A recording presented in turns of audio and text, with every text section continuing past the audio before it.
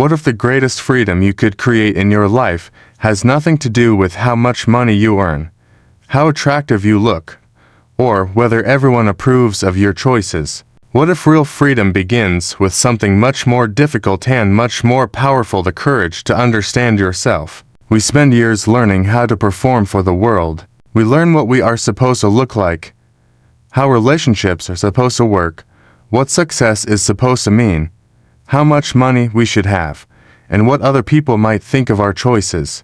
But beneath all those expectations is a deeper question.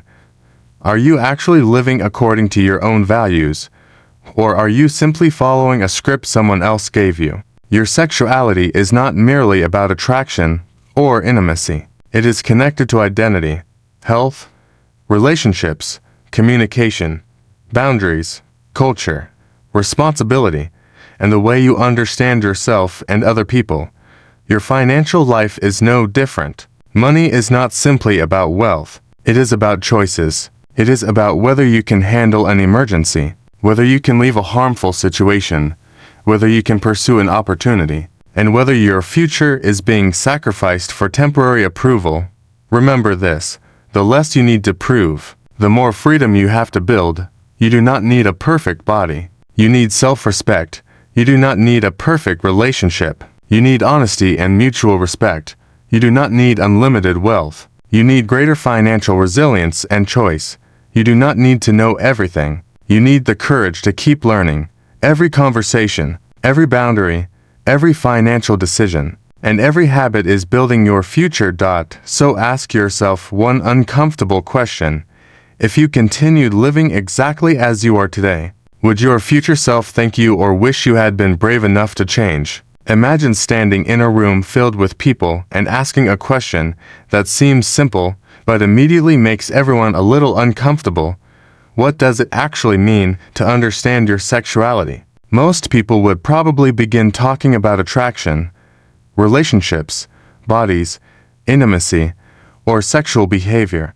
But sexuality is much larger than any one of those subjects. It is connected to the way we understand ourselves, the way we communicate with other people, the values we inherit, the choices we make, the boundaries we establish, the cultures that shape us, and the experiences that teach us what we want and what we do not want. It develops throughout life, and it does not exist in a vacuum. Our sexuality is part of our humanity, and understanding it requires more than memorizing facts. It requires curiosity, honesty, critical thinking, empathy, and a willingness to challenge assumptions that we may have carried for years without ever examining them. Think about the first messages you received about sexuality. Maybe they came from your family. Maybe they came from school, religion, friends, television, music, advertising, or the internet. Perhaps some messages were helpful. Perhaps others were confusing.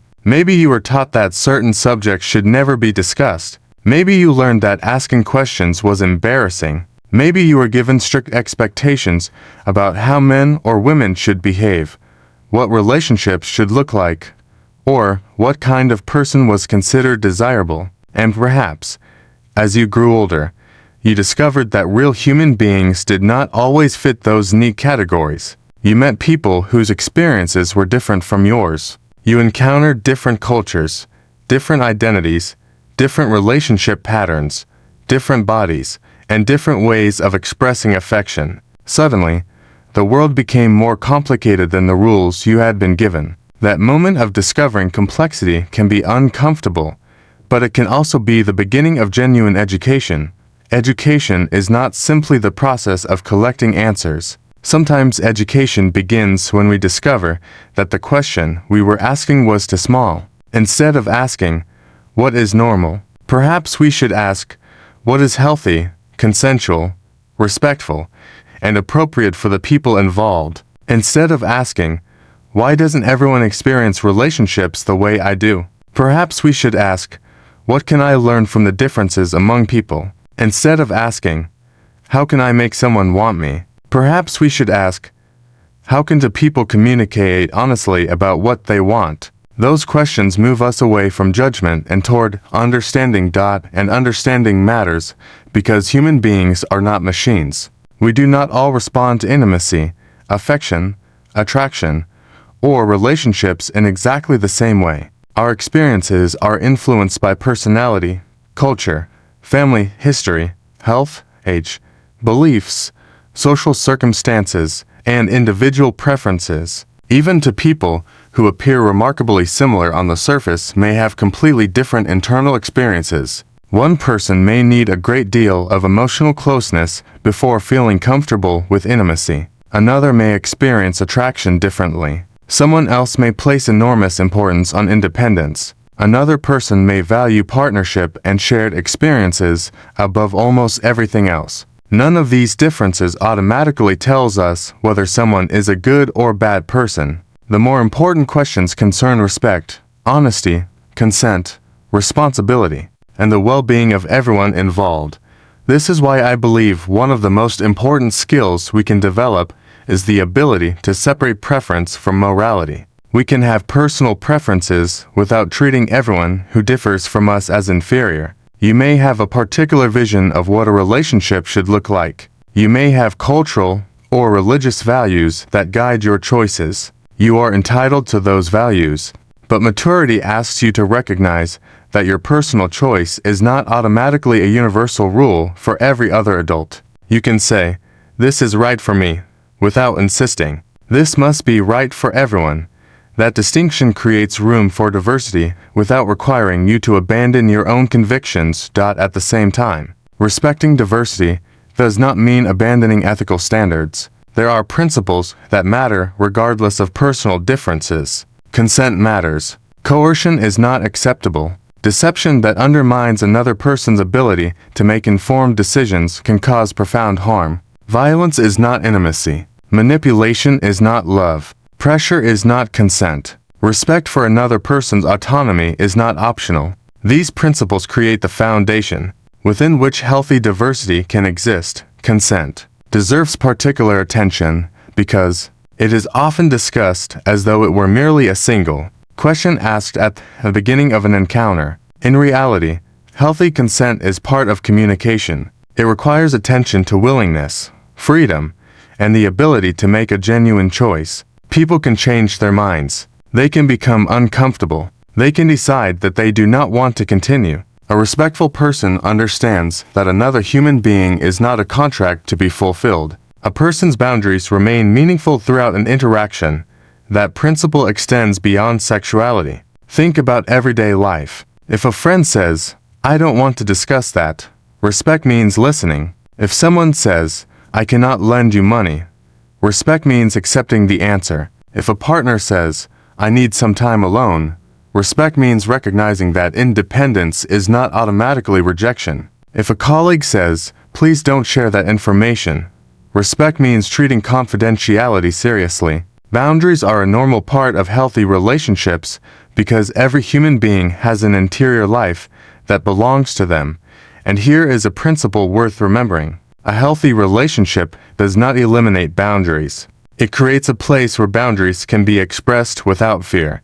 That idea can change the way we think about intimacy. Intimacy is not simply closeness. It is closeness combined with trust. And trust grows through repeated behavior. You cannot demand trust from someone. You demonstrate that you are trustworthy. You keep your promises. You tell the truth. You acknowledge mistakes. You respect privacy. You listen. You do not punish someone for expressing a boundary. You do not use vulnerability as ammunition during an argument. You show, over time, that another person can communicate honestly without being humiliated for doing so. Communication, therefore, is one of the central skills of adult life. Yet communication is frequently misunderstood. People often think communication means speaking clearly. Speaking matters, but listening is equally important. In fact, many relationship conflicts begin because people listen only long enough to prepare their defense. Someone says,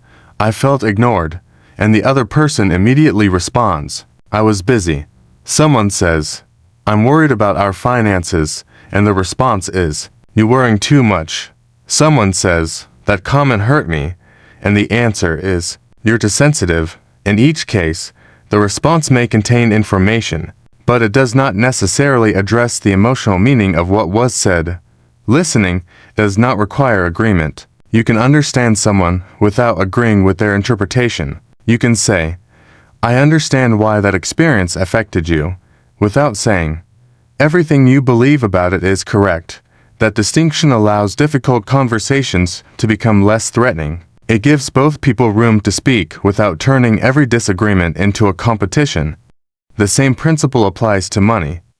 And this is where sexuality education intersects unexpectedly with financial well-being. Relationships involve resources. Couples make decisions about housing, education, healthcare, transportation, leisure, caregiving, children, retirement, and countless other expenses. If people cannot discuss money honestly, financial stress can become relationship stress. A person may feel ashamed about debt and hide it. Another may spend impulsively and conceal purchases. Someone may assume that a partner will always cover expenses without ever discussing expectations. These behaviors can damage trust because financial dishonesty is often about more than dollars. It communicates that important information is being withheld.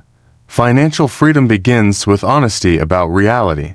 Before you can build wealth, you need to know where you stand. What comes into your household? What goes out? What debts exist? What obligations are unavoidable? What spending is discretionary? What goals matter? What risks can you reasonably accept? You cannot create a meaningful financial plan while pretending the numbers are different from what they actually are. This leads to another principle. You cannot manage what you refuse to measure. That applies to money, but it also applies to relationships and personal health. If you never examine your habits, you cannot know which ones are helping you. If you never examine your communication patterns, you may repeat the same conflicts. If you never examine your assumptions about sexuality, you may unknowingly carry beliefs that create shame or misunderstanding. Awareness is the first step toward change. Financial freedom is also frequently misunderstood. People sometimes imagine that becoming financially free means becoming extremely wealthy. Wealth can certainly provide options, but financial freedom is better understood as increasing your ability to make choices without being controlled by financial desperation. For one person, that may mean building an emergency fund. For another, it may mean paying down expensive debt. For another, it may mean developing a skill that increases earning potential. Someone else may define freedom as having enough retirement savings to choose when and how they work. The goal is personal, not universal. And money should serve your values rather than replace them. If you save aggressively but have no time for the people you love, you may need to reconsider the balance. If you earn a great deal but live under enormous financial pressure because your lifestyle continually expands, the larger income may not have created the freedom you expected. If you spend money primarily to impress people, you may discover that approval is an expensive habit. A useful financial principle is, do not ask only how much something costs. Ask what it costs you in future freedom. A purchase has a price today, but it can also have consequences tomorrow. A recurring payment can reduce future flexibility. High-interest debt can consume future income. An unnecessary upgrade can become another monthly obligation. Conversely, saving and investing appropriately can give future you more options. Every financial decision is, in some sense, a conversation between the person you are today and the person you will become. The same is true of health decisions. The choices we make today can influence our future well-being. Sexual health is part of that broader picture. Accurate information, appropriate preventive care, communication with healthcare professionals, and responsible decision-making can all contribute to better outcomes. The goal should not be to frighten people into making choices. Fear may change behavior temporarily, but knowledge and understanding create more durable decision-making. This is why shame is such a poor teacher. Shame tells people that they are bad for having questions. Education tells them that questions can be answered. Shame encourages secrecy. Education encourages informed decision-making. Shame says, something is wrong with you. Healthy education says, let's understand what is happening, what choices exist, what the risks may be, and what responsible action looks like. There is enormous power in replacing shame with curiosity. Imagine a person who has spent years feeling embarrassed about their body. They compare themselves with images online and assume that everyone else looks more attractive, more desirable, or more confident. They may spend money trying to correct imaginary flaws. They may avoid intimacy because they are afraid of being judged. They may believe that a partner's attraction depends upon meeting an unrealistic physical standard. But human bodies vary enormously. There is no single template that represents every healthy body. Appearance is influenced by genetics, age, health, hormones, environment, and countless other factors. Sexual health education should help people understand their bodies rather than teaching them to hate every variation from an imagined ideal. Body respect is a more sustainable goal than constant body perfection. You do not have to admire every feature every day. You can simply learn to treat your body as something worthy of care. That means learning what is normal for you, paying attention to changes, seeking appropriate health care when something concerns you, and resisting the commercial messages that profit from insecurity. It means understanding that products and procedures should not be treated as automatic solutions to normal human variation. When a medical concern exists, qualified healthcare professionals can help determine what is appropriate. When there is no medical problem, insecurity should not automatically be converted into a medical problem. And the same lesson applies to emotional insecurity. Not every uncomfortable feeling means something is wrong. Jealousy may signal insecurity that deserves examination. Loneliness may signal a need for connection. Anxiety may signal uncertainty. Embarrassment may signal that a subject is unfamiliar. The emotion itself is information, not necessarily an instruction. You can feel something without immediately acting on it. This may be one of the most important forms of self-control. Attraction is a feeling. Anger is a feeling. Jealousy is a feeling. Fear is a feeling. Desire is a feeling. None of these feelings automatically determines what you should do next. Pause. Name the feeling. Understand what may have triggered it. Consider the consequences. Then choose. That space between feeling and action is where maturity grows. It also creates room for financial discipline. You see something you want and feel the urge to buy it. Instead of immediately reaching for your wallet, pause. Ask whether the purchase fits your goals. Ask whether you would still want it after waiting. Ask whether it solves a real problem or simply creates temporary excitement. This does not mean never enjoying your money. It means spending intentionally. The objective is not deprivation. The objective is choice. Spend on what genuinely matters.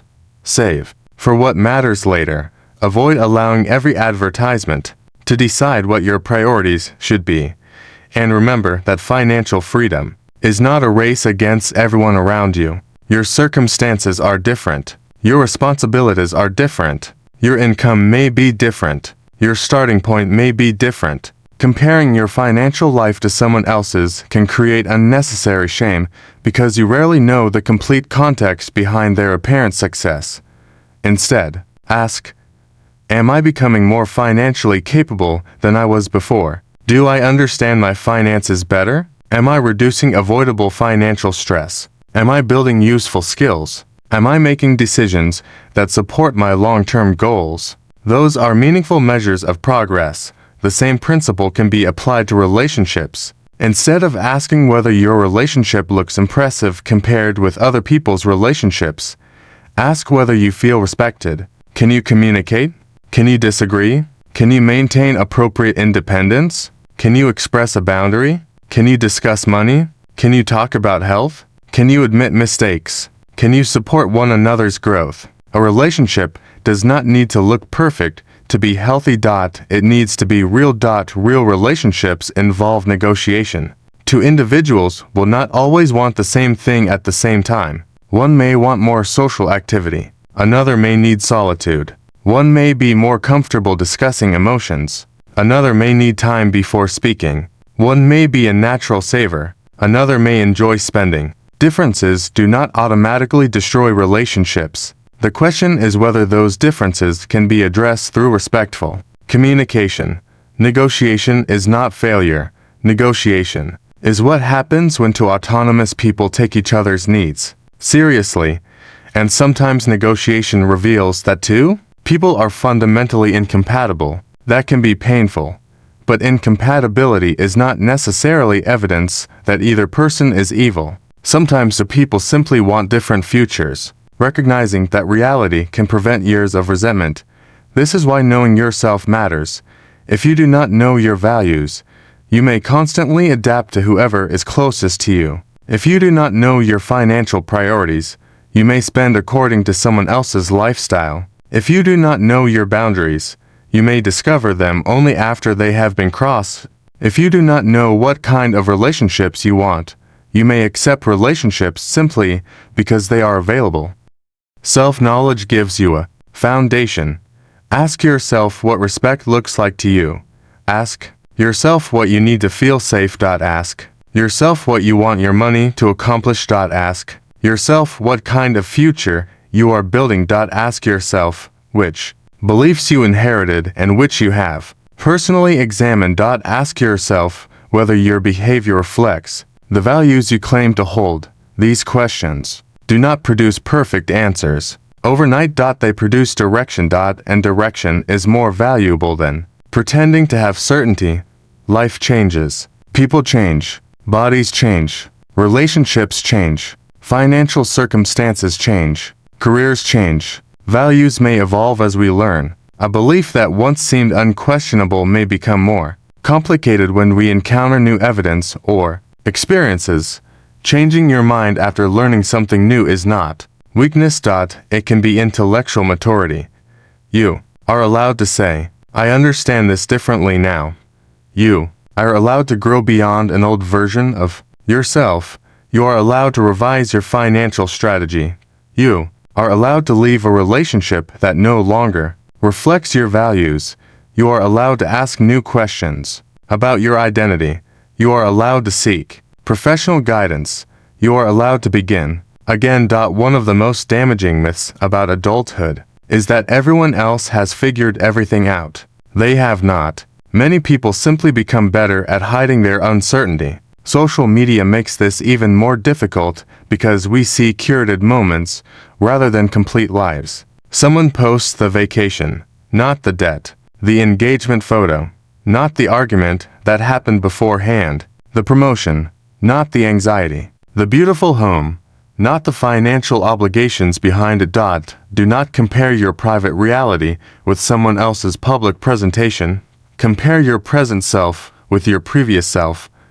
Are you learning? Are you becoming more responsible? Are you communicating more effectively? Are you treating your body with more respect? Are you managing money more intentionally? Are you becoming more comfortable with difference? Are you better at saying no when something violates your values? Are you better at saying yes when an opportunity genuinely supports your growth? Those are signs of development. And perhaps the most important sign is that you become less interested in proving yourself and more interested in understanding yourself. That shift can change everything. You no longer need every person to approve of you. You no longer need every relationship to validate you. You no longer need every purchase to communicate status. You no longer need to pretend that you know everything. You become willing to learn. You become willing to listen.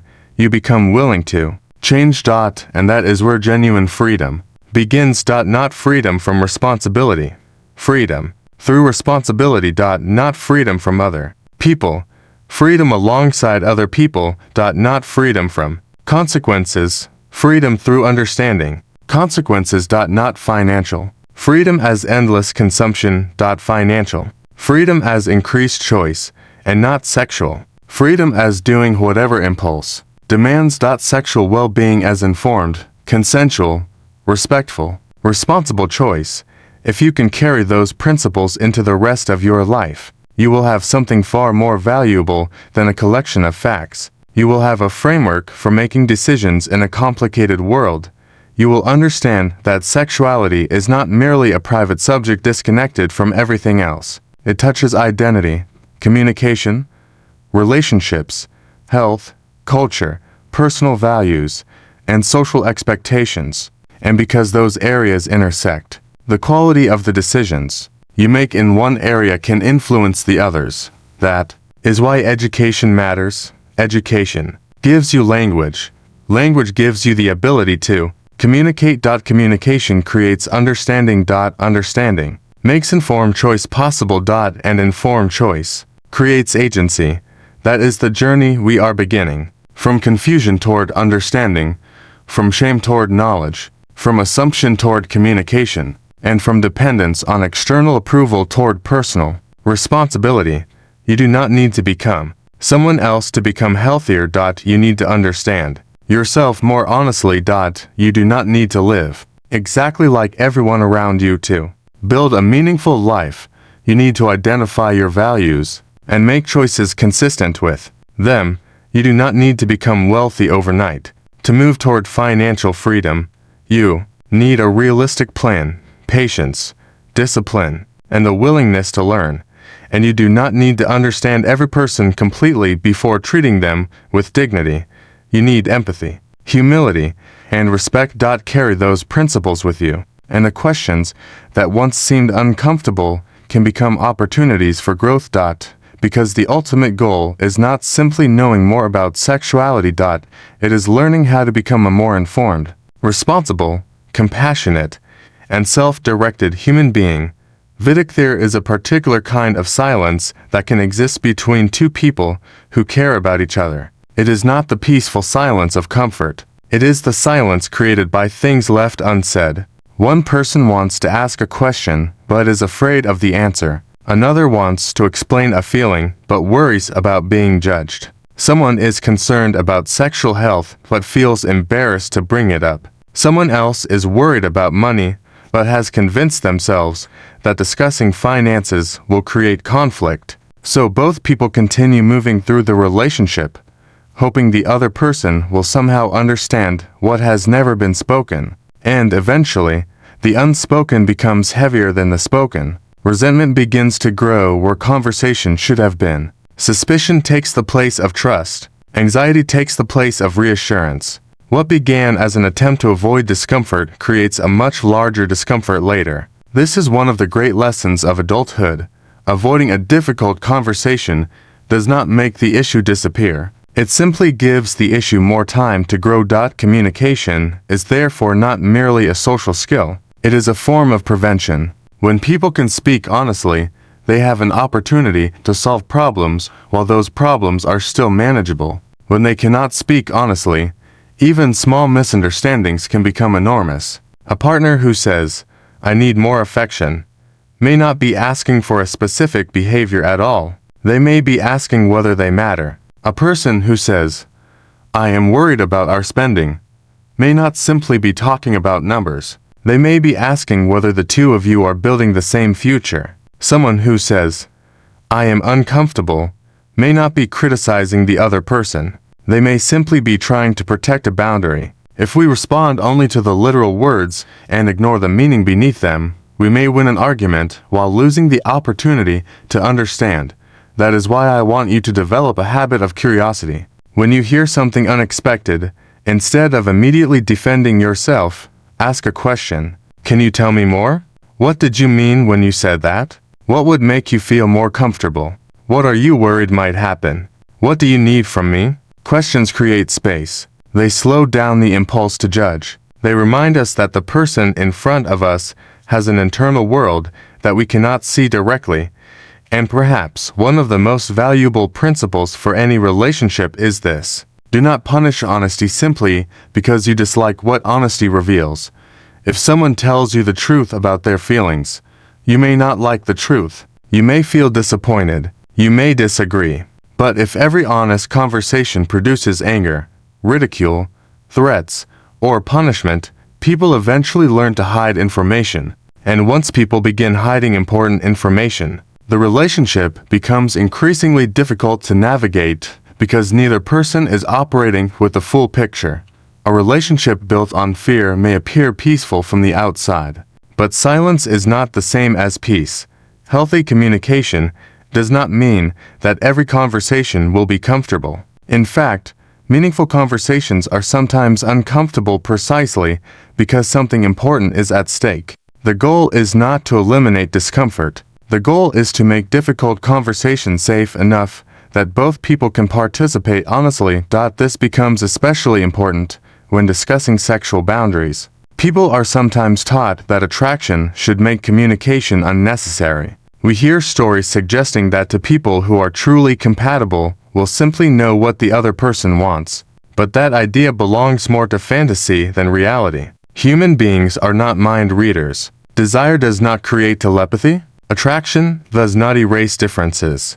And affection does not guarantee that the people interpret the same situation in the same way. Ask, listen, clarify, check in. Respect the answer. Those habits may sound ordinary, but ordinary habits can protect extraordinary things. A person's boundary is not an obstacle to overcome. It is information about what that person is comfortable with. If the answer is no, the appropriate response is not to search for a more persuasive argument. If someone is uncertain, uncertainty deserves room rather than pressure. If someone changes their mind, that change deserves respect. Consent is meaningful precisely because it belongs to the person making the choice, and this principle extends far beyond intimate relationships. Think about how often we pressure people in everyday life. We pressure friends to attend events they do not want to attend. We pressure family members to reveal information they prefer to keep private. We pressure ourselves to spend money we do not have because we fear appearing unsuccessful. We pressure ourselves to maintain relationships because we are afraid of being alone. We pressure ourselves to fit an image because we fear being judged. Sometimes the person applying the greatest pressure is ourselves. We have to learn the difference between encouragement and coercion, between ambition and self-punishment, between healthy compromise and self-erasure. Compromise is part of adult life, but compromise should not require one person to continually sacrifice while the other continually benefits. If one person's needs always matter and the other's needs are always dismissed, that is not balance. If one person controls all the money and uses it to control the other person's choices, that is not financial partnership. If one person repeatedly ignores boundaries and expects forgiveness without changing behavior, that is not healthy intimacy. Mutuality matters. A relationship is not a negotiation where one person is always the winner. It is a shared environment where both people should have meaningful agency. That idea of agency is also at the heart of financial independence. Imagine two people building a life together. They love each other, but neither has ever discussed money. One assumes that the other will naturally handle finances. The other assumes that both people will contribute equally. One enjoys spending on experiences. The other wants to save aggressively. One has significant debt that has never been disclosed. The other has quietly accumulated savings, but is afraid to discuss it because they worry it will create tension. On the surface, everything may look fine. Underneath, the financial structure is unstable. The solution is not to determine who is the money person. The solution is to develop shared financial literacy. Know the numbers. Know the obligations. Know the goals. Know the risks. Know the difference between needs, wants, and commitments. Know what happens if circumstances change. And understand that financial transparency is not about surrendering every aspect of personal autonomy. Two people can have shared financial responsibilities while still maintaining appropriate individual financial space. The exact arrangement will differ from couple to couple. What matters is that expectations are discussed rather than assumed. A powerful financial principle is: a secret financial problem does not become smaller because you refuse to name it. Debt grows. Interest accumulates. Unplanned expenses arrive. Ignoring the problem does not change the mathematics. The same is true emotionally. Resentment grows when it is never discussed. Misunderstanding compounds when clarification never occurs. A small boundary violation can become a pattern when nobody addresses it. Look at your life as a system of patterns. One isolated event may not tell you much. Repeated behavior tells you more. If someone makes one mistake and takes responsibility. That is different from someone who repeatedly makes the same mistake and blames everyone else. If you overspend once because of an unusual circumstance, that is different from a permanent pattern of spending beyond your means. If you experience one difficult conversation, that is different from a relationship in which every conversation becomes hostile. Patterns provide information, and information gives you the opportunity to choose. This is why self-awareness should not be confused with self-criticism. Self-awareness says, I notice what is happening. Self-criticism says, I am terrible because this is happening. One leads to learning. The other often leads to shame. Suppose you discover that you repeatedly avoid financial planning because numbers make you anxious. Instead of saying, I am terrible with money, say, I have developed an avoidance pattern around money. That language creates a possibility. Patterns can change. You can learn. You can seek guidance. You can begin with a small step. Suppose you discover that you become defensive whenever a partner expresses a concern. Instead of saying, I am a bad partner, say, I become defensive when I feel criticized, and I need to learn a different response. Again, the problem becomes something you can work on. Suppose you discover that you constantly compare your appearance with people online. Instead of declaring yourself inadequate, recognize the environment that is influencing you. Then change the environment where possible. Reduce exposure to harmful comparisons. Seek more realistic sources of information. Focus on health and functionality. Practice neutral language about your body. Change begins with accurate descriptions. If you cannot describe the problem accurately, it becomes difficult to solve it. This is one reason sexual health education matters. People need accurate language for their bodies and experiences. They need to understand that asking questions is not a sign of immaturity. They need to know when a concern may warrant professional healthcare. They need to distinguish reliable health information from myths, advertisements, and sensational claims. The internet has made information easier to access. But access to information is not the same as access to reliable knowledge. Anyone can make a confident statement online. Confidence is not evidence. A dramatic story is not automatically a medical fact. A product advertisement is not automatically healthcare guidance. An anonymous comment is not a substitute for a qualified professional. Learn to ask, how do we know this? That question is one of the foundations of critical thinking. And critical thinking protects more than your health. It protects your money. Every day, people are exposed to financial claims that promise extraordinary returns with minimal risk. The language may be different, but the psychological mechanism is often the same: urgency, fear of missing out, social proof, and the suggestion that everyone else already knows the secret. Be careful. If someone tells you that an investment opportunity is guaranteed, requires immediate action, and offers extraordinary returns with little risk, your skepticism should increase rather than disappear. Financial freedom is rarely built through secret shortcuts. It is usually built through consistency. Learn how money works. Spend deliberately. Build appropriate savings. Manage expensive debt. Increase useful skills. Invest according to your circumstances and risk tolerance.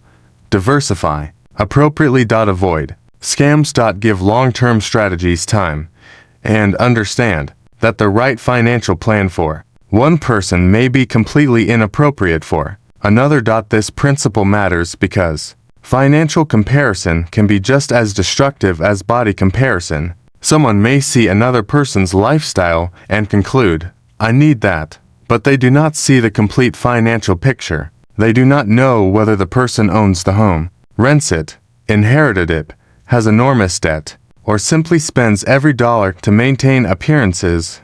Do not imitate someone's lifestyle without understanding the financial structure underneath it. A motivational principle worth remembering is, the appearance of wealth and the freedom created by wealth are not the same thing. Someone can look rich and be financially fragile. Someone can look ordinary and have substantial financial security. Choose freedom over performance. That may mean making decisions that are not impressive to other people. You may drive an older vehicle while saving for your future. You may decline expensive social activities. You may live in a smaller home than you technically could afford. You may spend less on status and more on experiences or security. You may choose a career because it provides balance rather than because it carries the most prestigious title. None of those choices mean you lack ambition. They may mean you have defined ambition differently.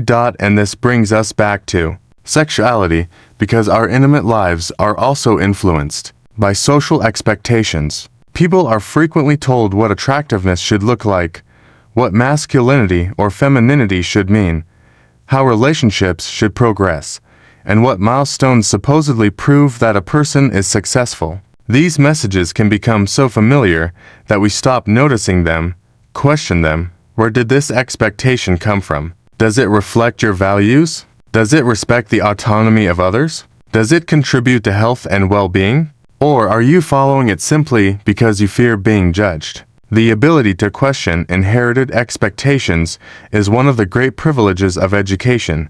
You can examine the beliefs you received without disrespecting the people who gave them to you. You can say, "That was the framework I was taught, but my understanding has changed." Growth often requires that kind of courage. It also requires humility. You may encounter experiences that are unfamiliar to you. Your first reaction might be confusion. That is okay. Confusion is not the same as hostility. You can admit that you do not understand something and then learn. Ask respectful questions. Listen to people's experiences. Consult reliable educational resources. Avoid assuming that your experience is universal. Human diversity is not a problem to solve. It is a reality to understand. At the same time, understanding diversity does not mean abandoning your own identity. You do not have to become someone else to respect someone else's difference. You can maintain your own beliefs while recognizing that other people have their own histories and perspectives. That balance is important. Too little respect for difference creates prejudice. Too little respect for individual boundaries creates control. Too little respect for evidence creates misinformation. Too little respect for personal responsibility creates chaos.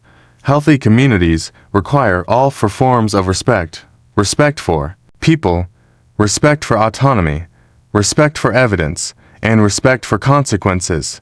And consequences are worth discussing because freedom is often misunderstood as the absence of consequences. But every meaningful choice has consequences. Freedom does not eliminate consequences. It gives you greater responsibility for navigating them. You are free to spend money, but spending affects future resources. You are free to choose relationships, but relationships affect emotional well-being. You are free to communicate, but words affect other people. You are free to make health decisions, but health choices can have consequences. You are free to change your direction, but change may involve uncertainty. Freedom is powerful precisely because choices matter. That is why responsibility should not be viewed as the enemy of freedom. Responsibility is what makes freedom sustainable. Consider a person who wants financial independence. They may dream of never having to worry about money again. But achieving greater financial flexibility requires habits. Saving requires restraint. Investing requires patience. Learning requires effort. Avoiding unnecessary debt requires discipline. The freedom comes later because the discipline comes first. The same is true emotionally. If you want healthy relationships, you may have to develop communication skills. If you want trust, you have to behave consistently. If you want respect, you must practice respect. If you want boundaries, you must be willing to enforce them. If you want intimacy, you must be willing to become vulnerable. Freedom is built through repeated choices, not one dramatic decision. Repeated choices. Every day, in small ways. And small choices are easy to underestimate. One conversation can change a relationship. One appointment can address a health concern. One budget review can reveal a problem before it becomes a crisis. 1 month of intentional saving can begin a habit that lasts for years. One boundary can change what you will tolerate. One decision to stop comparing yourself with others can change the emotional atmosphere of your life. Do not wait for a dramatic transformation. Begin with one honest decision, then repeat it.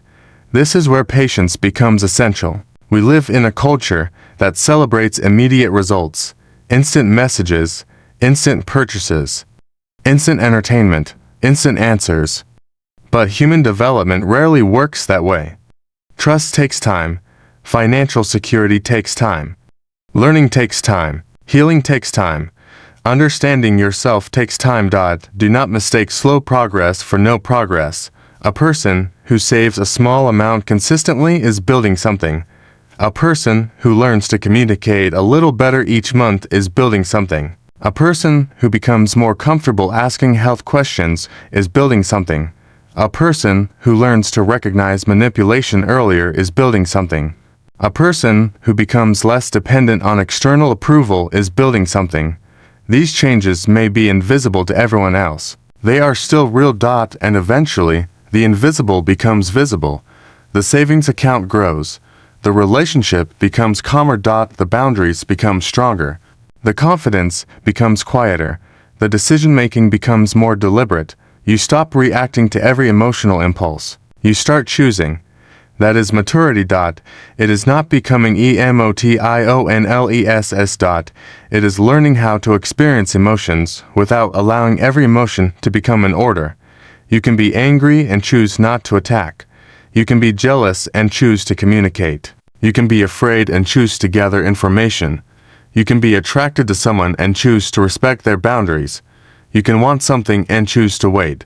You can feel insecure and choose not to purchase something merely to impress people. The ability to pause is one of the most valuable forms of power you can develop.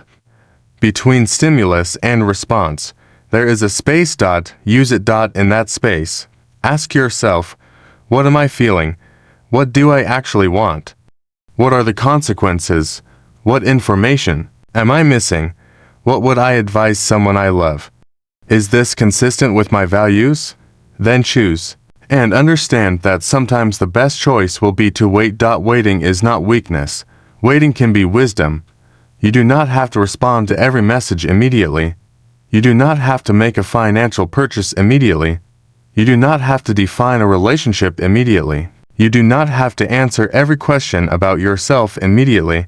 You are allowed to take time. A mature life contains pauses.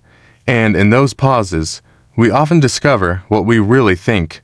That is particularly important when dealing with pressure. Pressure can come from a partner, family, friends, advertising, social media, workplace expectations, cultural traditions, or our own internal voice. The source may differ, but the effect can be similar. We feel that we must make a choice in order to remain accepted. Remember this. Belonging should not require the destruction of your boundaries. The right people may challenge you. They may encourage you to grow. They may tell you difficult truths. But healthy relationships do not require you to betray yourself to keep them. And healthy financial decisions should not require you to destroy your future to maintain someone else's image of success. You do not have to spend money. You do not have to appear generous. You do not have to maintain a lifestyle you cannot sustainably afford. You do not have to sacrifice every long-term goal to satisfy every short-term desire. Generosity is valuable. Pleasure is valuable. Experiences are valuable. But intentionality matters. A good financial life is not one where you never spend. It is one where your spending reflects what you value. If travel matters deeply to you, save for travel. If education matters, invest in learning. If family support matters, plan for it. If independence matters, build an emergency reserve. If retirement matters, make a long-term strategy. Money becomes meaningful when it serves a purpose. Without purpose, accumulation can become an endless game.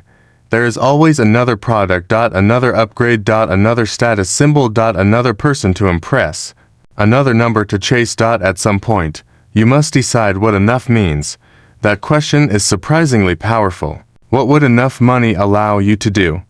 What would enough time allow you to experience? What level of financial security would make you feel comfortable? What relationships would you want around you? What kind of health would allow you to enjoy your life? What values would you want your daily behavior to reflect? The answers can become your compass. And a compass is more useful than a scoreboard. A scoreboard tells you how you compare. A compass tells you where you are going. Stop living entirely by the scoreboard. Choose your direction. You may move slower than someone else. That does not mean you are lost. You may choose a different route. That does not mean you are behind. You may change direction later. That does not mean your previous journey was meaningless. Every experience can teach you something if you are willing to examine it, and that brings us to one of the most liberating ideas in adulthood. You can learn from your past without becoming trapped by it. Maybe you received poor information growing up. Learn now. Maybe you made financial mistakes. Learn now. Maybe you entered unhealthy relationships. Learn now. Maybe you misunderstood your own boundaries. Learn now. Maybe you judged someone because you did not understand their experience. Learn now. The past may explain you. It does not have to imprison you. Your next decision still belongs to you. And that is where real personal power lies, not in pretending that you control everything, but in recognizing the choices that remain available. You can choose to ask. You can choose to listen. You can choose to learn. You can choose to apologize. You can choose to save. You can choose to seek healthcare. You can choose to establish boundaries. You can choose to respect another person's autonomy. You can choose to leave situations that repeatedly violate your dignity. You can choose to build a different future. One choice may not transform your life, but one choice can begin a pattern, and patterns become lives. So, when you walk away from this discussion, do not think of sexuality as a collection of isolated facts. Think of it as one part of a larger human journey involving identity, health, communication, relationships, values, responsibility, and freedom. Your goal is not to become an expert on everyone else's life. Your goal is to become more informed about your own choices while learning how to respect the choices and boundaries of others. That is where knowledge becomes wisdom. And wisdom is not knowing everything. Wisdom is knowing when to ask, when to listen, when to pause, when to act, and when to admit that you need more information. Build that kind of wisdom. Build your financial stability with the same patience. Build your relationships with the same intentionality. Build your health with the same respect. Build your future with the same courage, because your life is being constructed right now. Whether you are paying attention or not, every conversation is contributing. Every habit is contributing. Every financial decision is contributing. Every boundary is contributing. Every belief you accept without examination is contributing. Every belief you question is contributing. So choose deliberately. Your future self is listening to what you do today. Imagine that one of the most important lessons we can learn about intimacy is not how to become more desirable, but how to become more honest. We spend enormous amounts of energy asking whether someone finds us attractive, whether we are making the right impression, whether our relationship looks successful, whether our bodies measure up, or whether we are following the expectations placed upon us. But beneath all of those questions is another question that deserves much more attention. Can I be honest about who I am, what I need, what I do not want, and what I am still trying to understand? That question takes courage, because honesty can make us vulnerable. It can reveal uncertainty. It can expose differences between two people. It can even reveal that a relationship, a belief, or a lifestyle we once accepted no longer fits us. Yet without honesty, intimacy becomes performance, and a life built entirely around performance eventually becomes exhausting. There is a difference between privacy and secrecy, and learning that difference can change the way we approach relationships. Privacy means recognizing that every person is entitled to an inner life, personal thoughts, appropriate boundaries, and spaces that belong to them. Secrecy, by contrast, can involve intentionally hiding information that another person reasonably needs in order to make informed decisions. The distinction is especially important when trust, health, finances, or safety are involved. Not every thought needs to be announced. Not every past experience needs to become public property. But information that materially affects another person's ability to make a meaningful choice should not be concealed simply because the truth might be uncomfortable. Mature relationships require both individuality and transparency, and learning how to balance those two needs is one of the great challenges of adulthood. This is why trust should never be confused with blind belief. Trust is not the decision to ignore evidence. Trust is the confidence that someone has demonstrated through consistent behavior that they can be relied upon. If a person repeatedly keeps their promises, respects your boundaries, tells you difficult truths, and takes responsibility for mistakes, trust can grow. If someone repeatedly lies, manipulates, violates boundaries, or hides important information, trust may weaken. That is not paranoia. It is responding to patterns. A useful principle is this: trust is not something you demand from another person. It is something your behavior gives them a reason to offer. The same idea applies to ourselves. We need to learn to trust our own judgment. But self-trust does not mean assuming we are always right. In fact, self-trust becomes stronger when we become comfortable admitting mistakes. A person who says, "I was wrong, and I need to change," is often more reliable than someone who must always prove that they were right. Confidence without humility becomes arrogance. Humility without confidence becomes self-doubt. Healthy self-respect requires both. Think about how this affects intimate relationships. Imagine someone entering a relationship believing that love means never disagreeing. At first, everything seems wonderful because both people avoid difficult topics. They agree constantly. They suppress irritation.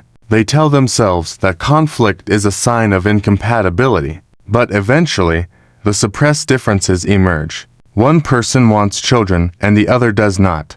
One expects complete financial merging and the other values separate accounts. One needs frequent affection and the other needs considerable personal space. One person has assumptions about sexual expectations that the other never agreed to. Suddenly, the relationship appears to have changed overnight, when in reality the differences were there all along. They simply were not discussed. This is why compatibility should not be defined as having identical personalities. Compatibility is often about whether two people can navigate their differences respectfully. You do not need to enjoy everything your partner enjoys. You do not need identical communication styles. You do not need the same hobbies, background, or temperament. What matters is whether you can negotiate the differences without attempting to erase one another. A relationship should leave room for two complete human beings. That means supporting individuality. Encourage one another to maintain friendships. Encourage learning. Encourage healthy interests. Encourage professional development. Encourage appropriate independence. A person should not have to abandon every part of their identity simply because they entered a relationship. Love can create connection without demanding disappearance. That principle also matters when relationships end. We often treat breakups as evidence that someone failed. Sometimes a relationship ends because people behaved badly and accountability is appropriate. But sometimes relationships end because circumstances change, goals diverge, or two people discover that they are not compatible. Not every ending needs a villain. Sometimes the most mature conclusion is simply that the relationship no longer supports the lives both people want to build. That can be painful. It can also be honest. And honesty is often kinder than prolonging a relationship through fear. Fear is one of the strongest forces influencing human decisions. Fear of rejection can keep people silent. Fear of loneliness can keep people in unhealthy relationships. Fear of financial instability can keep people in jobs that damage their health. Fear of judgment can prevent people from asking important questions. Fear of missing out can lead people into impulsive financial decisions. Fear can protect us from genuine danger, but it can also become an invisible cage when it starts making every important decision for us. The goal is not to eliminate fear. The goal is to prevent fear from becoming the only voice you hear. Ask yourself, is this fear warning me about a genuine risk? Or is it simply making uncertainty feel unbearable? That question can be transformative. Suppose you are considering changing careers. There may be genuine risks. You may need to maintain income while developing new skills. You may need savings. You may need a realistic timeline. The answer is not to ignore the fear. The answer is to investigate the risk and prepare. Build an emergency fund where feasible. Research the field. Develop relevant skills. Network. Consider gradual transitions. Create alternatives. Preparation turns vague fear into specific information. And specific information can become a plan. The same principle works in relationships. If you are afraid to have a difficult conversation, identify what you actually fear. Are you afraid the person will disagree? Are you afraid they will leave? Are you afraid you will discover something you do not want to know? Once you identify the fear, you can decide what preparation is possible. You can choose an appropriate time to talk. You can write down what you want to communicate. You can focus on specific behaviors rather than attacking character. You can decide what boundaries you will maintain if the conversation does not go well. Preparation does not guarantee a desired outcome. It increases your ability to respond. That distinction is essential. We cannot control other people. We can influence relationships through our behavior, but we cannot command another person's feelings, choices, attraction, or commitment. Trying to control another person often creates the very insecurity we were trying to eliminate. Surveillance, manipulation, constant testing, or demands for proof may create temporary reassurance, but they rarely create genuine trust. A healthy relationship is not a prison with romantic decorations. It is a partnership between people who remain capable of choosing one another. Choice matters. When someone stays because they are free to leave but genuinely wants to remain, the meaning of commitment becomes stronger. Commitment is not the elimination of freedom. It is the decision to use freedom responsibly. That is an important distinction in many areas of life. Financial freedom does not mean spending everything because you can. It means having enough control over your resources that your choices are not dictated entirely by immediate financial pressure. Personal freedom does not mean saying whatever you want without consequences. It means being able to express yourself while accepting responsibility for your behavior. Sexual freedom does not mean ignoring another person's boundaries. It means making informed, consensual choices while respecting the autonomy of everyone involved. Freedom without responsibility becomes chaos. Responsibility without freedom becomes control. Healthy adulthood requires a balance. Now consider the influence of culture. None of us develops our ideas about relationships and sexuality entirely on our own. We inherit language, traditions, expectations, values, and assumptions from the communities around us. These influences can provide belonging and meaning, but they can also create rigid expectations. One culture may place enormous importance on family involvement in relationships. Another may emphasize individual choice. One community may openly discuss sexuality, another may avoid the subject. Some environments may encourage early marriage, others may emphasize independence. Understanding cultural influence does not require rejecting culture. It requires recognizing it. When you know that your assumptions have a history, you gain the ability to examine them. You can preserve traditions that genuinely matter to you while reconsidering practices that no longer reflect your values or circumstances. This is especially important in a diverse society where people with different backgrounds interact every day. You may meet someone whose understanding of family, gender, intimacy, religion, or relationships differs dramatically from your own. Your first reaction may be to label the difference as strange. But strange often simply means unfamiliar. Curiosity can replace judgment. Ask, what does this mean to them? Not every difference requires agreement, but many differences deserve understanding before judgment. And understanding is not the same as endorsement. You can learn about another person's perspective without adopting it. You can respect another person's dignity while maintaining your own values. You can disagree without humiliating someone. That ability is a form of social maturity. It also protects relationships because contempt is one of the fastest ways to destroy connection. Disagreement can be managed. Contempt communicates that the other person is beneath you.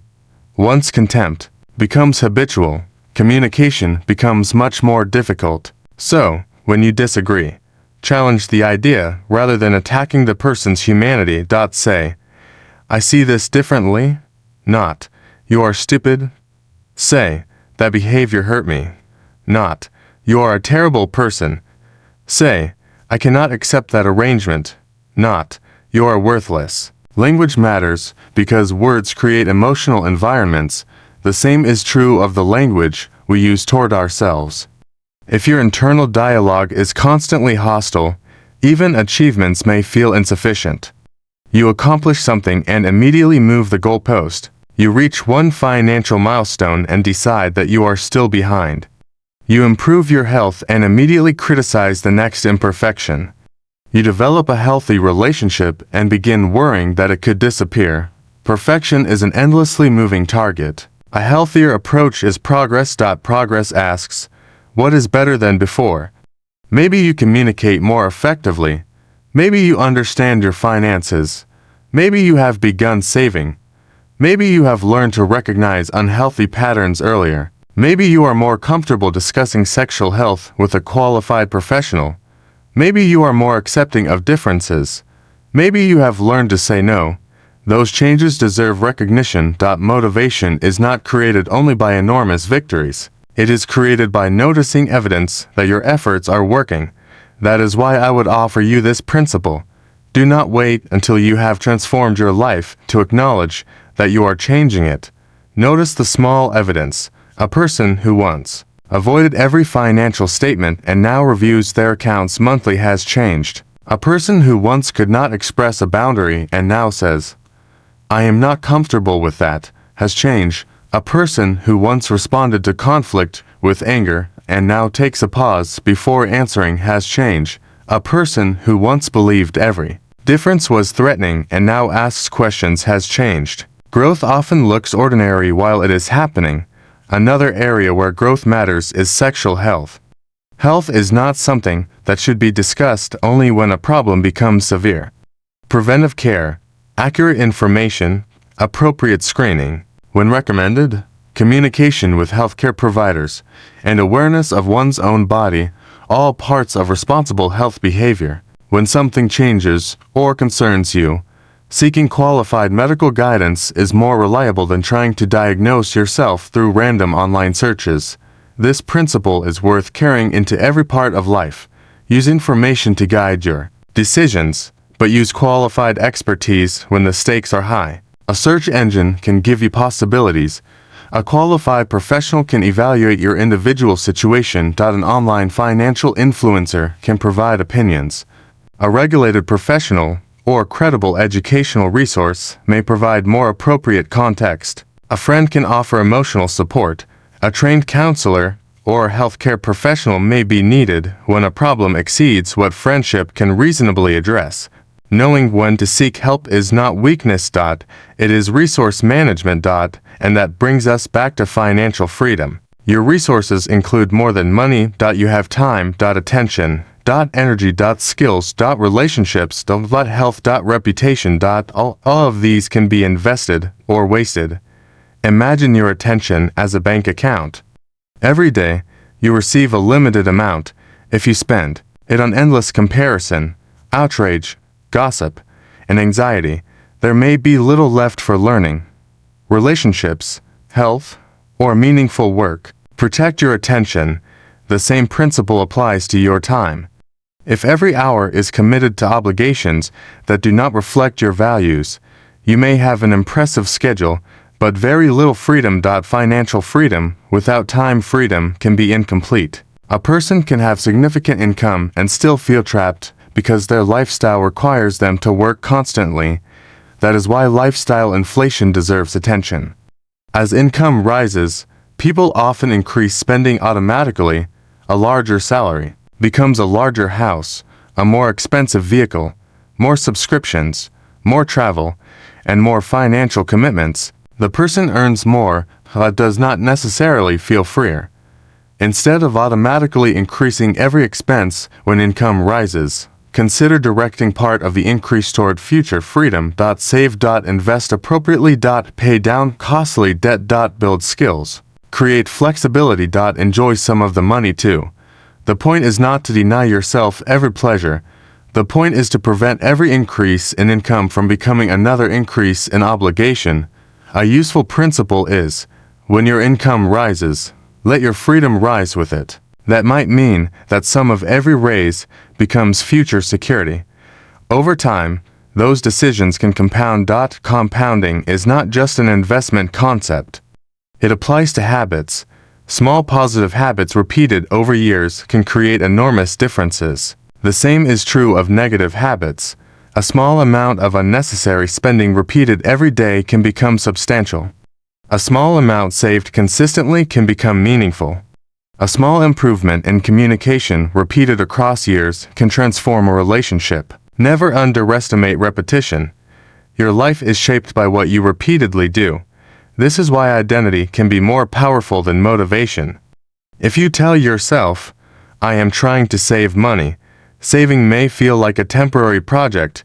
If you begin thinking, "I am becoming someone who manages money intentionally," your decisions can start reflecting that identity. Likewise, instead of saying, "I am trying to communicate better," think, "I am someone who listens before reacting."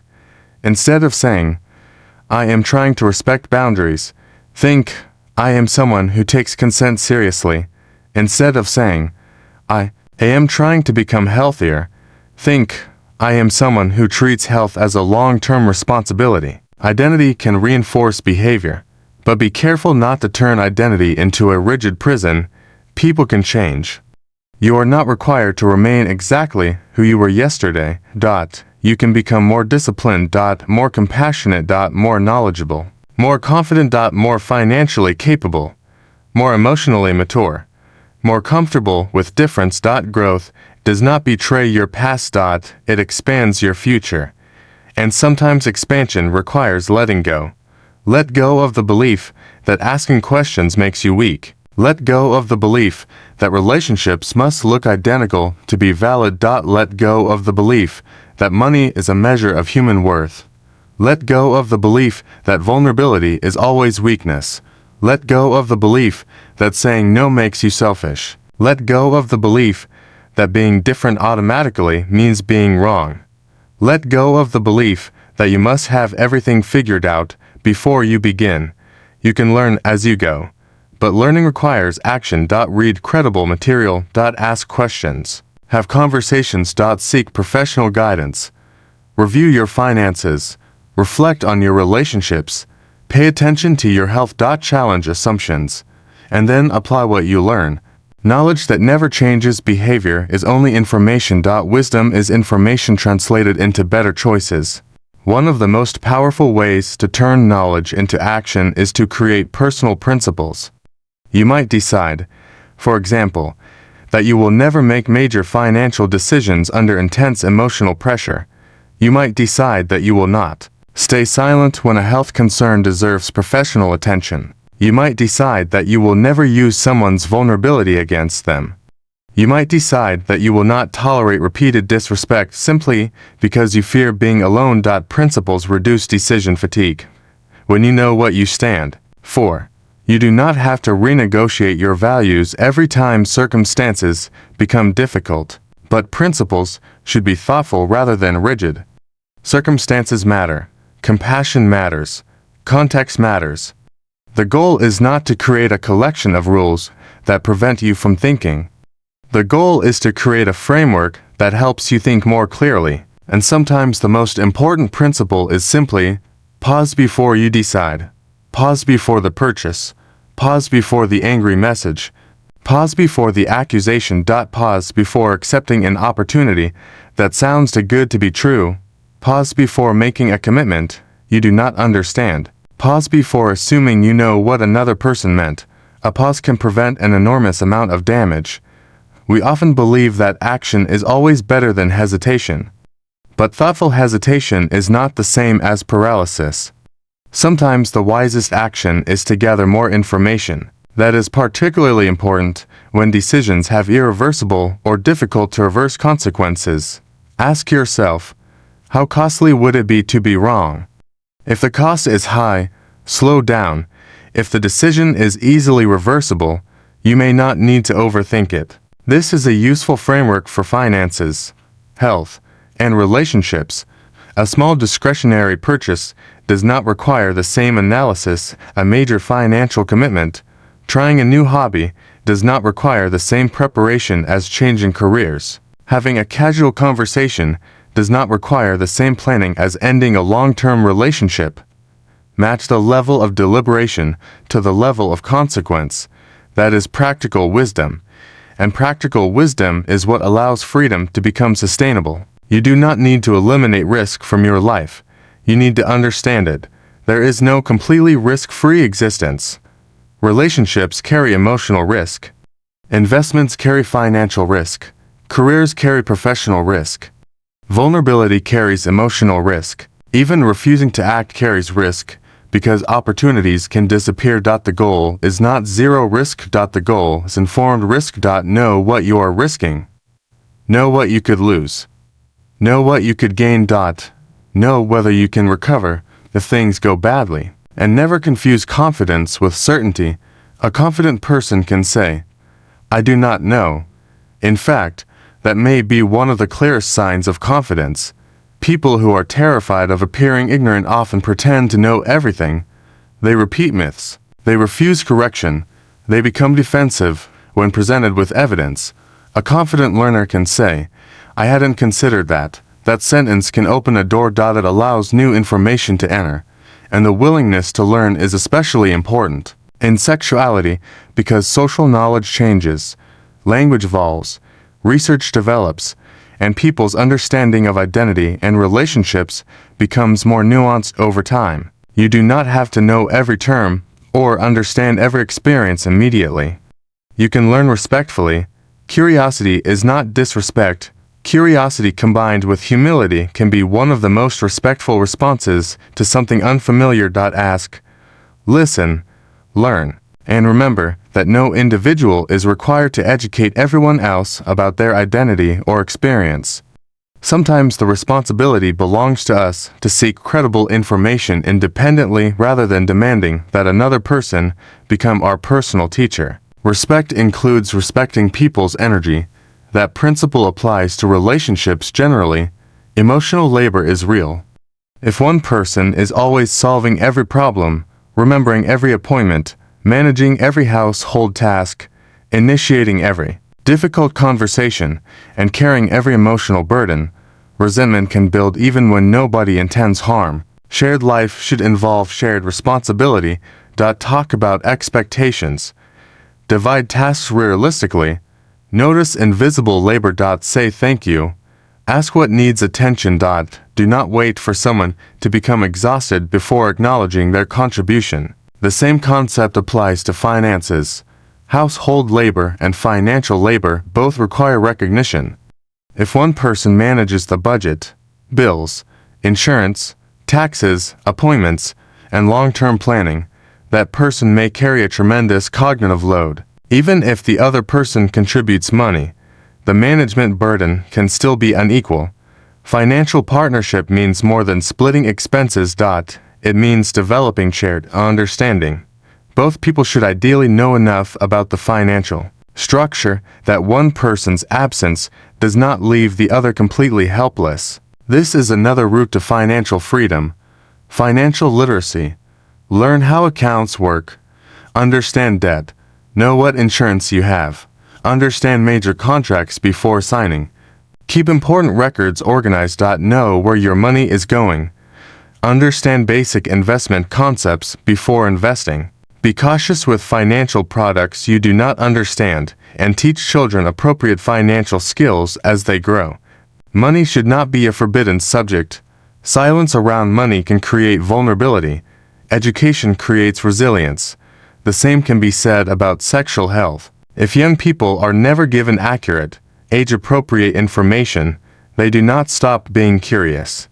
They simply seek answers elsewhere, and those answers may come from unreliable sources. Open, responsible education gives people tools for making healthier decisions, and good education does not have to remove values. Families and communities can discuss values while still teaching factual information.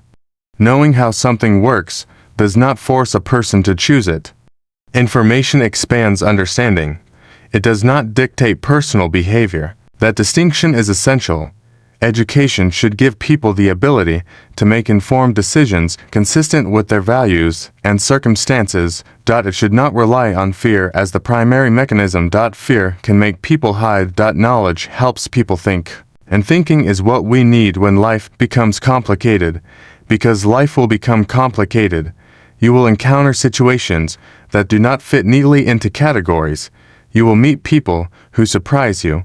You will experience emotions you did not expect. You will make decisions that later require revision.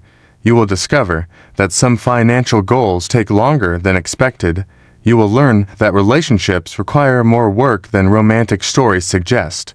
You will realize that self-understanding is not a destination. It is a continuing process. That is not a failure of the human experience. That is the human experience. So give yourself permission to keep learning. But do not use "I am still learning" as an excuse to avoid responsibility. Learn, then act. Act, then observe. Observe, then adjust. That cycle is growth. And if you make a mistake, return to the cycle. Do not spend years defending an old decision simply because you are embarrassed to admit it was wrong. Sunk costs are dangerous in finances and relationships alike. You may have spent years in a relationship, but time invested does not automatically mean you must remain.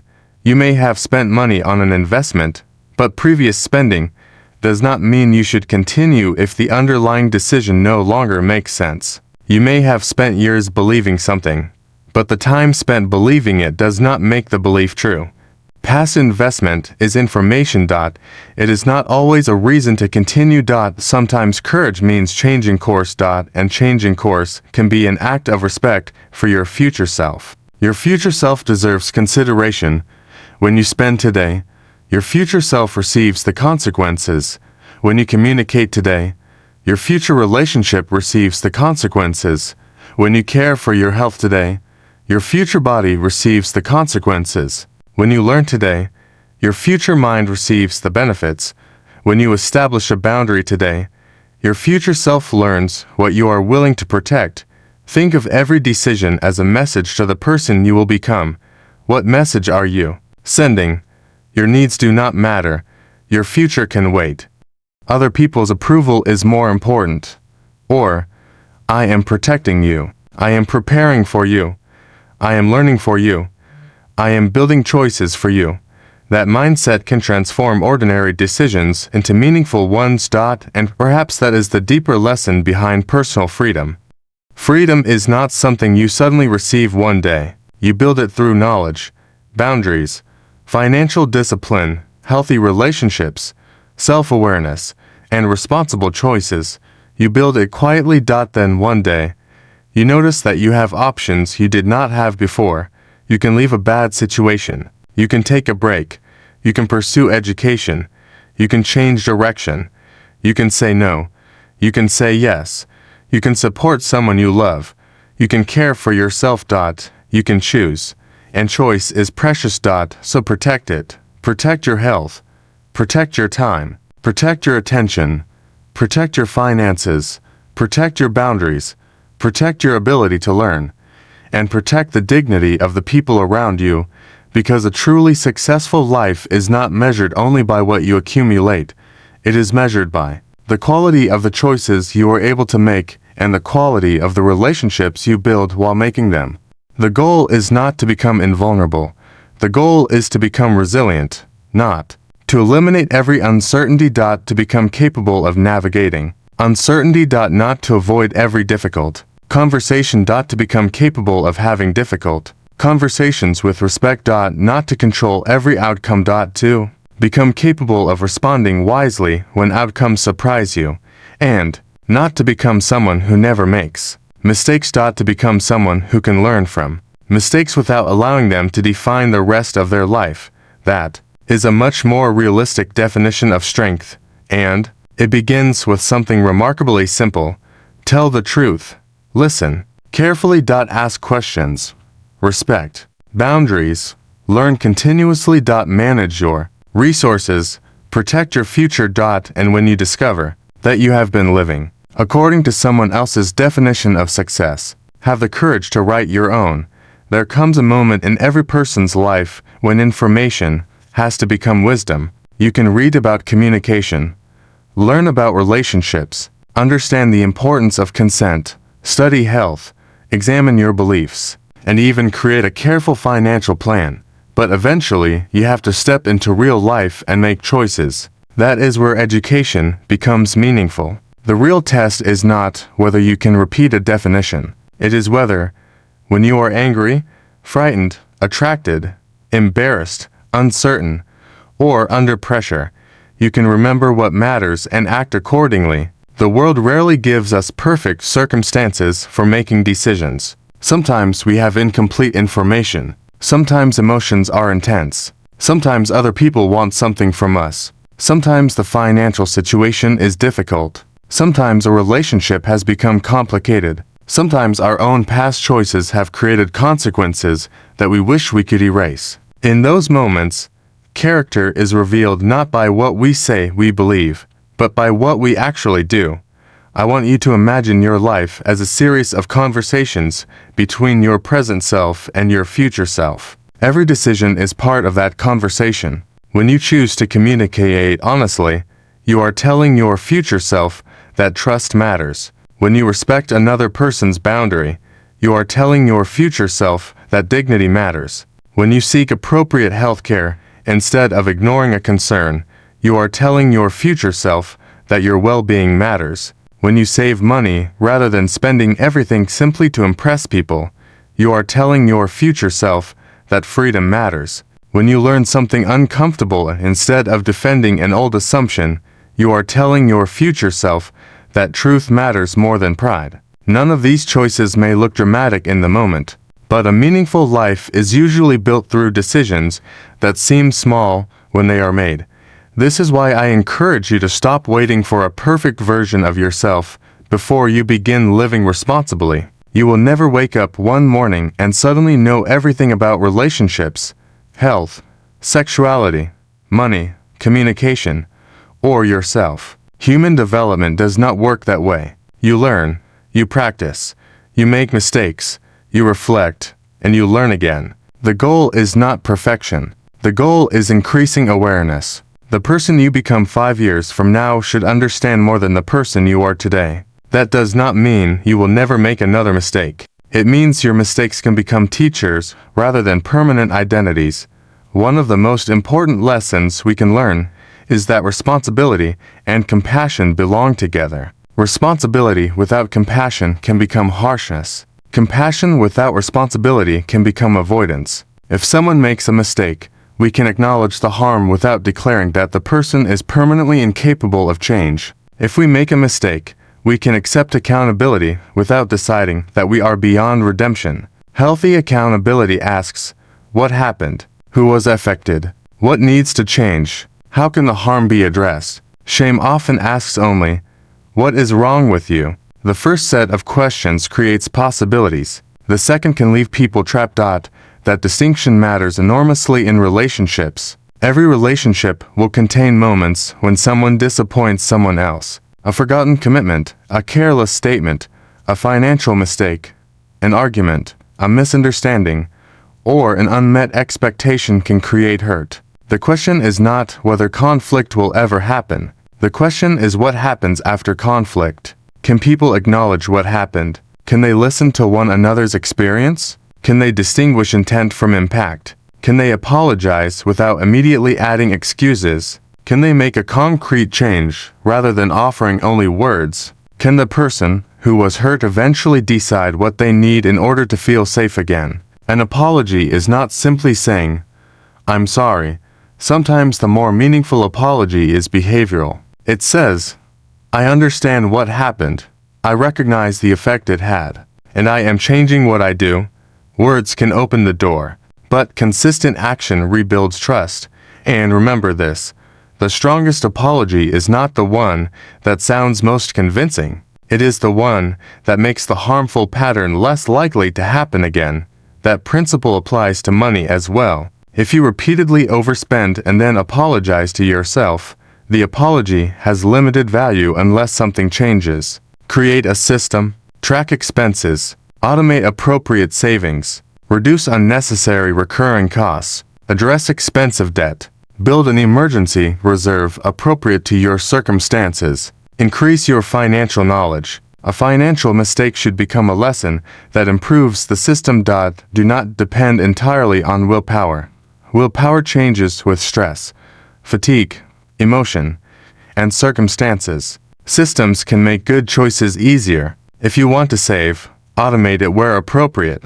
If you want to avoid unnecessary spending, remove some triggers. If you want to invest consistently, develop a strategy you understand rather than making decisions based on daily excitement. If you want to protect important documents, organize them. If you want to monitor your health, keep track of appointments and relevant information. Structure can support intention.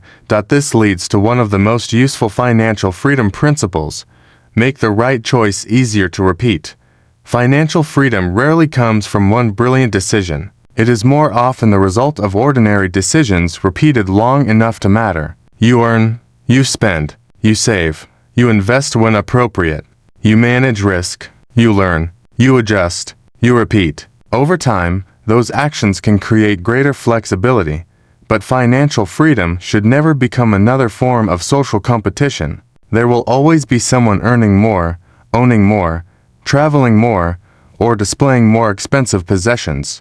If your definition of success depends on being ahead of everyone else, you have created a race that can never end. Someone will always be ahead. Instead, define your own finish line. Maybe your goal is to eliminate high-interest debt. Maybe it is to build a certain level of savings.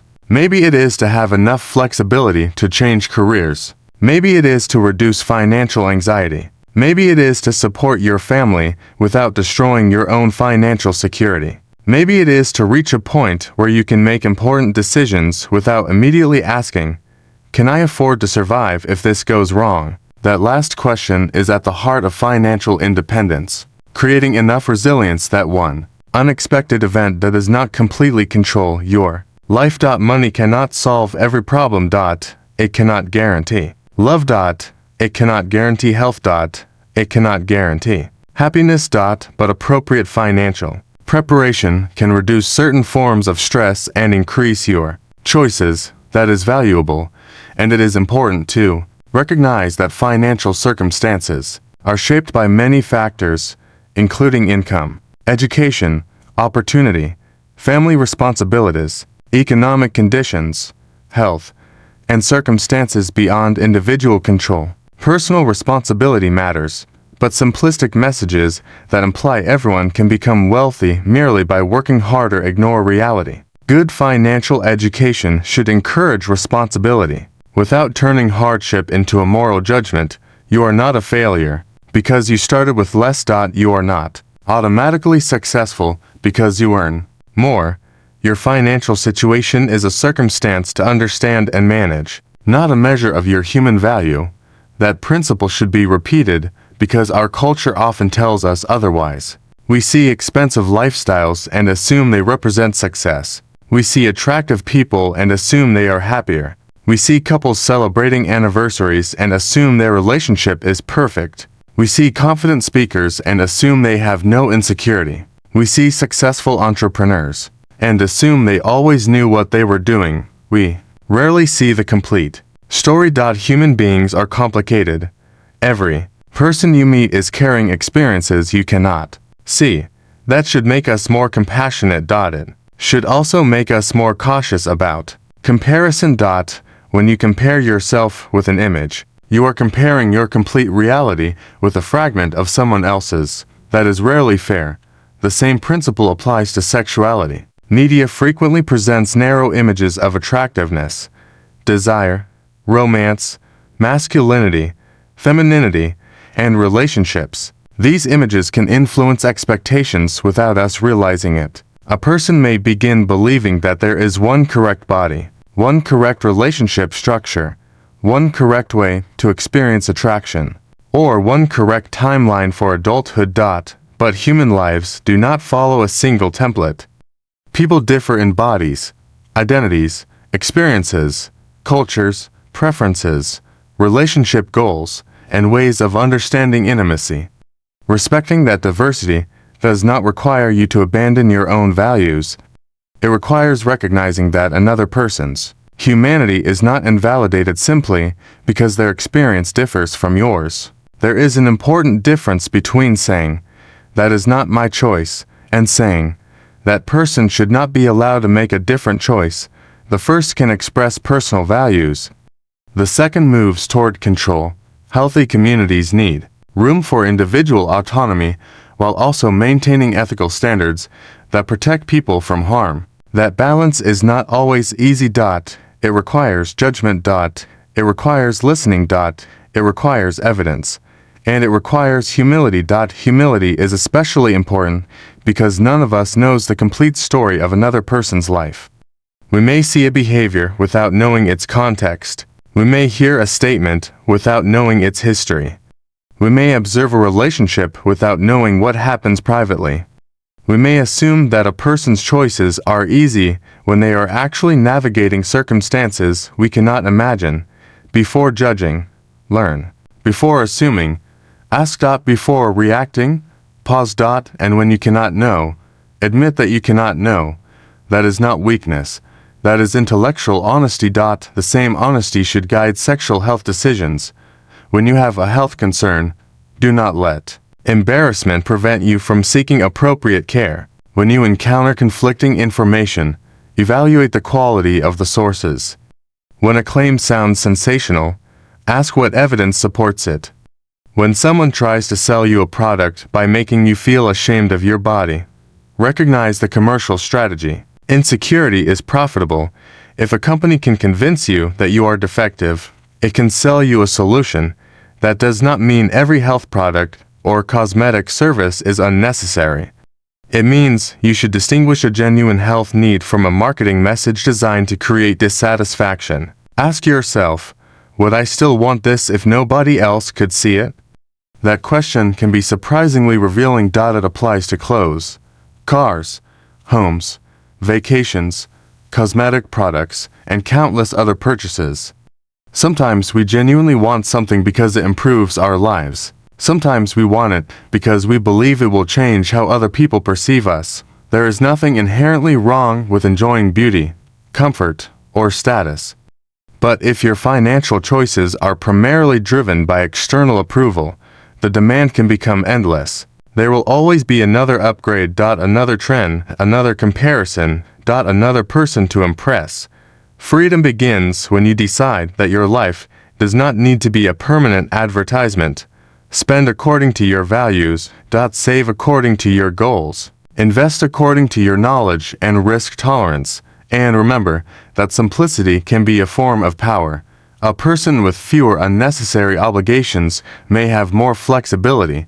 A person with manageable expenses may have more choices. A person who knows what is enough may experience a form of wealth that cannot be measured by appearances. That is why I would phrase another principle this way: the less you need to prove, the more freedom you have to build. This principle extends into relationships. If you constantly need your partner to prove their love, reassurance may never be enough. One message becomes 10. One expression of affection becomes a demand for another. One disagreement becomes evidence that the relationship is failing. The cycle continues because the underlying insecurity has never been addressed. Healthy reassurance is different from endless testing. If you are anxious, communicate. If you need reassurance, ask respectfully. If there is a genuine pattern of behavior that undermines trust, address the pattern. but do not create tests that the other person must constantly pass. Love should not feel like an examination with no passing grade. At the same time, do not use the language of insecurity to excuse harmful behavior. "I'm jealous because I love you" does not automatically justify controlling another person's friendships. "I'm afraid of losing you" does not justify violating privacy. "I need reassurance" does not mean another person must surrender all autonomy. Your feelings are real. They are not always instructions. That is a lesson worth repeating throughout adulthood. You can feel jealous and still choose trust. You can feel anxious and still communicate respectfully. You can feel angry and still refuse to become cruel. You can feel attraction and still respect boundaries. You can feel disappointed and still respect another person's decision. Emotional maturity is not the absence of strong feelings. It is the ability to choose behavior responsibly while experiencing those feelings. And this is where self-regulation becomes a form of freedom. If every emotion controls your behavior, you are not as free as you might think. Someone can provoke you and control you simply by triggering anger. An advertisement can control you by triggering insecurity. A financial influencer can control you by triggering fear of missing out. A partner can control you if you become unable to tolerate the possibility of disagreement. The more aware you become of your emotional triggers, the more choice you gain. Notice the trigger. Name the emotion. Pause. Then decide. That pause can become a personal superpower. It can save money. It can prevent arguments. It can protect relationships. It can prevent impulsive decisions. It can give you time to gather facts. And sometimes it can save you from making a decision you would later regret. But self-regulation does not mean suppressing everything. Suppression can create another problem. If you never communicate your needs, they may eventually emerge as resentment. If you never discuss financial concerns, they may eventually emerge as conflict. If you never acknowledge loneliness, you may make impulsive relationship choices simply to escape it. Feelings need appropriate outlets. Talk. Write. Reflect. Exercise. Seek counseling when appropriate. Spend time with supportive people. Use healthy strategies that help you process rather than deny. There is strength in asking for help. We sometimes imagine that independent people should solve everything alone. That is a dangerous myth. Independence does not mean isolation. A financially independent person may still rely on accountants, financial professionals, employers, mentors, or trusted advisors. A healthy person may rely on physicians. A person navigating emotional difficulties may rely on counselors. A parent may rely on family. A student may rely on teachers. Interdependence is not weakness. It is part of human life. The important question is whether the support system is healthy and whether you retain appropriate agency.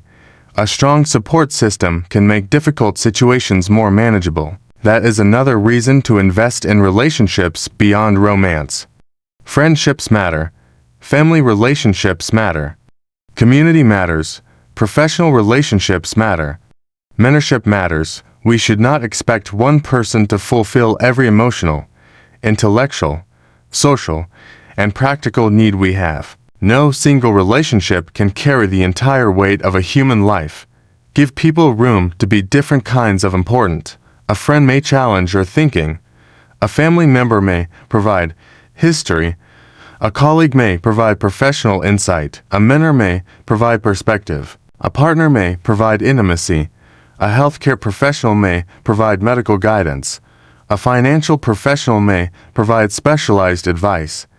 Different relationships can meet different needs.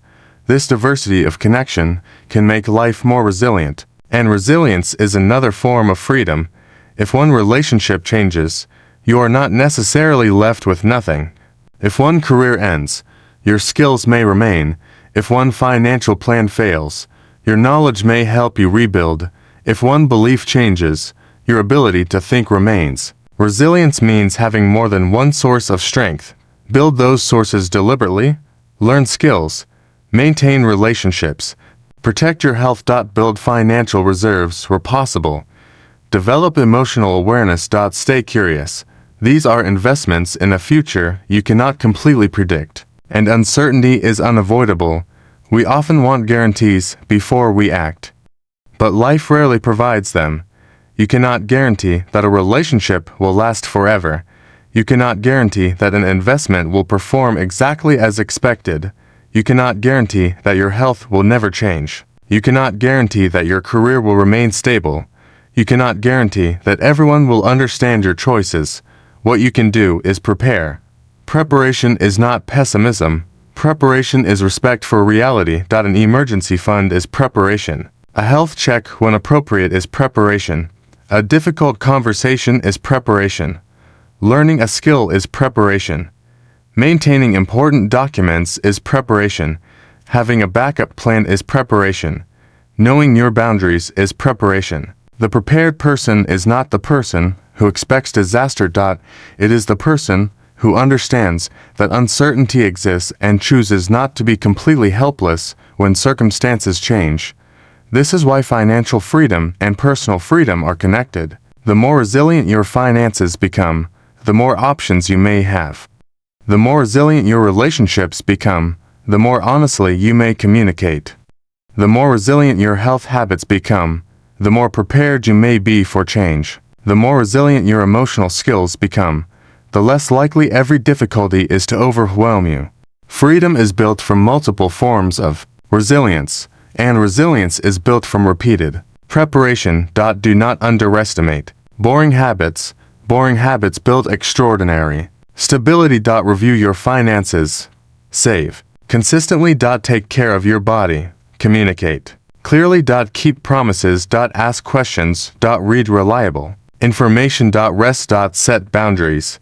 These actions are not glamorous. They are powerful.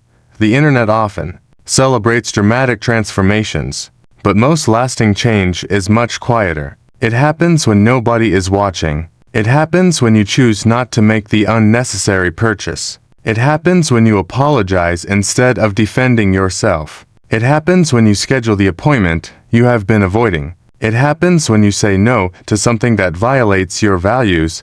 It happens when you choose to listen instead of immediately responding. Private decisions create public lives. That is why integrity matters. Integrity means your behavior does not radically change depending on who is watching. You do not respect boundaries only when someone can reward you. You do not manage money responsibly only when someone is checking. You do not treat people kindly only when you need something from them. Integrity creates internal stability. You know who you are because your behavior repeatedly reflects your values, and when you fail to live up to your values, you can acknowledge it and make adjustments. That is a healthier relationship with yourself than pretending to be perfect. Perhaps the most freeing sentence in the world is, "I can do better." Not, "I have always done everything right." Not, "Everyone else is the problem." Not, "This is simply who I am, I can do better." Those four words contain accountability and hope. They allow you to recognize a mistake without surrendering your future. You can do better with your communication. You can do better with your finances. You can do better with your health. You can do better with your boundaries. You can do better with your assumptions. You can do better with the way you treat yourself. And you can start before you feel ready. Readiness is often created by action. You do not become confident and then begin. Sometimes you begin, and confidence follows. You do not become financially disciplined and then start saving. You start saving, and discipline develops. You do not become an excellent communicator before having difficult conversations. You have difficult conversations, learn from them, and become better. You do not become emotionally mature by waiting for maturity to arrive. You practice it. Life is practice. Every interaction is an opportunity to practice. Every disagreement is an opportunity to practice. Every financial decision is an opportunity to practice. Every moment of uncertainty is an opportunity to practice. And practice does not require perfection. It requires repetition. So as you move forward, I want you to remember several ideas. Your sexuality is one part of your larger human identity, not a measure of your worth. Your body deserves care rather than constant criticism. Your relationships deserve honesty, respect, and boundaries. Consent is not a technicality. It is an expression of autonomy. Diversity does not require you to abandon your values, but it does require you to recognize the humanity of people whose experiences differ from your own. Health decisions deserve accurate information and appropriate professional guidance. Financial freedom is not simply about accumulating wealth. It is about increasing choice, resilience, and long-term stability. And personal freedom is not the absence of responsibility. It is the ability to make informed choices while accepting their consequences. Most importantly, remember that you are allowed to grow. The beliefs you hold today do not have to be the final version of your understanding. The financial situation you have today does not have to be the final version of your financial life. The communication skills you have today do not have to be the final version of your relationships. The mistakes you made yesterday do not have to dictate tomorrow. You can learn. You can repair. You can change. You can begin again, and perhaps that is the most motivational principle I can leave you with. Your past may explain the road behind you, but your choices today are helping design the road ahead. Do not waste the present trying to rewrite what cannot be changed. Use the present to build what can still become possible. If you made financial mistakes, learn the numbers. If you experience unhealthy relationships, learn the patterns. If you are taught misinformation, seek reliable knowledge. If you have been ashamed of your body, practice respect. If you have struggled to communicate, learn to listen. If you have ignored your boundaries, begin establishing them. If you have judged people because they were unfamiliar to you, become curious. If you have spent years trying to impress everyone else, ask yourself what you actually want. And if you feel overwhelmed by the size of the task, make it smaller. One conversation. One appointment. One page. One budget. Review. One boundary. One habit. One decision. You do not have to rebuild your entire life in one afternoon. You only have to choose the next responsible step. Then choose another. That is how transformation happens, not through a single extraordinary moment, but through ordinary moments handled with extraordinary intention. And when you begin living that way, something remarkable can happen. You may discover that confidence becomes quieter. You no longer need to announce every achievement. You no longer need every person to approve of you. You become comfortable saying, "I don't know." You become comfortable asking for help. You become comfortable with the fact that other people may choose differently. You become more selective about where your money goes, where your time goes, and where your emotional energy goes. You begin to understand that saying no is not a rejection of life.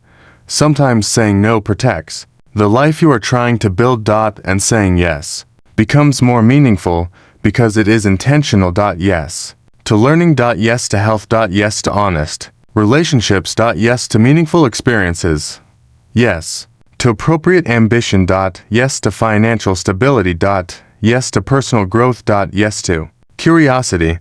That is a life worth building. Not a life without difficulties. Not a life without uncertainty. Not a life where everyone agrees with you.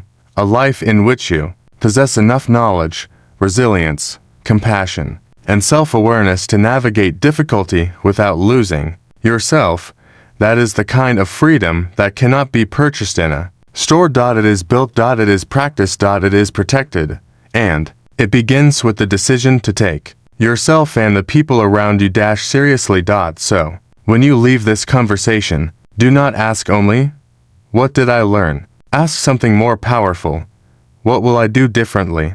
Will you have the conversation you have been avoiding? Will you examine your finances honestly? Will you seek reliable information about a health concern? Will you reconsider an assumption that you have never questioned? Will you establish a boundary? Will you apologize? Will you listen? Will you save? Will you learn? Will you stop comparing your life with someone else's highlight reel? Will you give yourself permission to grow? Because information becomes meaningful only when it changes the way we live. And the life you are Building is happening now. Not next year. Not when you become richer. Not when you find the perfect relationship. Not when you become more attractive. Not when everyone finally understands you. Now. Every choice is a brick. Every habit is a brick. Every conversation is a brick. Every financial decision is a brick. Every boundary is a brick. Every act of compassion is a brick. You are building something whether you realize it or not. So build deliberately. Build with knowledge. Build with responsibility. Build with respect. Build with patience. Build with courage. And above all, build a life that gives your future self more freedom, more health, more dignity, and more choices than you have today. Because the greatest form of success is not convincing the world that your life is valuable. It is living in a way that makes you know it is.